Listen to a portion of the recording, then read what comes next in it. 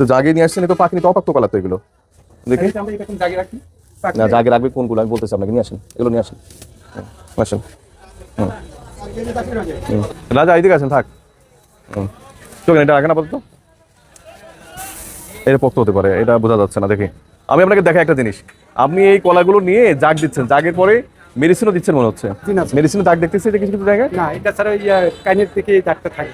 তো এটা তো অপাক্ত কলা, দেখেন এই কলাগুলো পক্ত হয়নি, যে দেখা যাচ্ছে ফুলগুলো ভালো করে কাটেনি, এটা অপাক্ত কলা। স্যার আসলে এই সবজি কলাটা জোগাড় করা খুব না ওইটা দরকার নেই, আপনি কথা বলতে হচ্ছে যে যেটা পাকাইতে মেডিসিন ব্যবহৃত হয়, যেটা অপাক্ত কলা পাকাতে হয়, আল্লাহকে যদি ভয় করেন তাহলে তো আপনি অপাক্ত কলা মানুষকে দিবেন না। না, স্যার। আর এটা ভালো করে পাকিয়ে নি এখনো, দরকার নেই। এই কলাগুলো আপনি 40 টাকা করে বিক্রি করতেছেন এখান থেকে, মানুষজন কিনছে, আমাকে অভিযোগ করছে। না, আমার এখানে স্যার এতটুকু কলা যদি 40 টাকা হয়, মানুষ কিভাবে বাঁচবে বলেন তো? আপনারা তারপর হচ্ছে যে খেজুরের দাম তো আকাশচুম্বী, খেজুরের মূল্য তালিকা দিচ্ছেন। আমি কিন্তু গতদিনে মানে আপনাকে জরিমানা করছি, আপনি একটু সাইডে যান, যে খেজুরের মূল্য তালিকা লাগবে, খেজুরের মূল্য তালিকাও দেননি, তাহলে মানুষ কিন্তু আমাদেরকে জিম্মি হচ্ছে না?